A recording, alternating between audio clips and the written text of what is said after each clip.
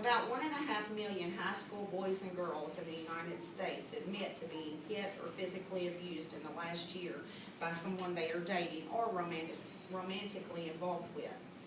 Teen dating violence is a serious problem in the United States and can have negative long-term effects and lead to other mental, social, and health problems.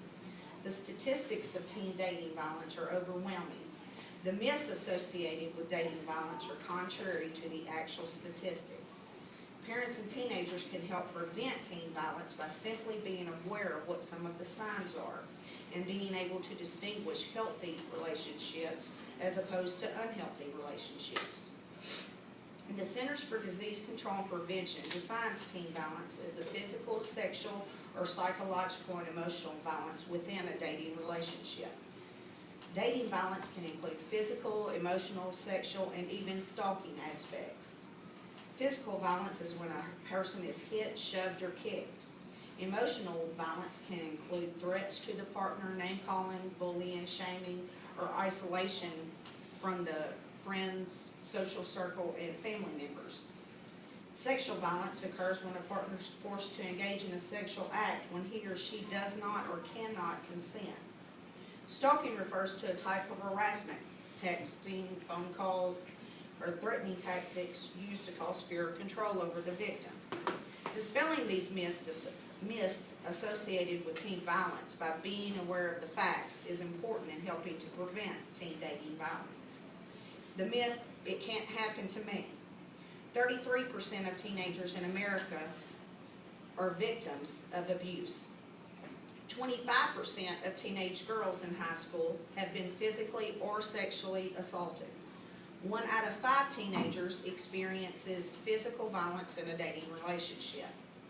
Nearly 1 in 7 men who ever experience rape, physical abuse, and or stalking by a dating partner first experience some form of these abuses between the ages of 11 and 17. Another myth, jealousy and possessiveness are signs of true love. These are signs that a person sees you as an object or possession. This is one of the very most common first signs that somebody's being abused. Another myth, teen dating violence is not really that serious. 30% of women who are murdered in the United States are killed by their husbands or boyfriends. Between 1993 and 1999, 22% of the murders against women ages 16 through 19 were committed by a dating partner. 60% of reported rapes are committed by someone the victim knows, and the majority of these victims are ages 16 to 24. This is at a rate almost triple the national average. Nearly half of adult sex offenders admit to committing their first offenses before the age of 18. 58% of rape victims were raped between the ages of 12 and 24. Half of these reported happened among teenagers.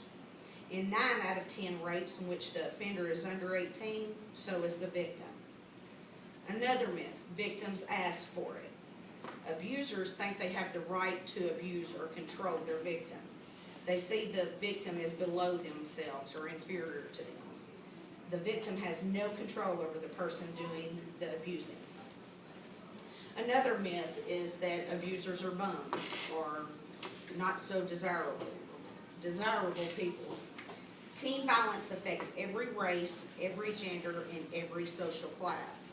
Both females and males are victims.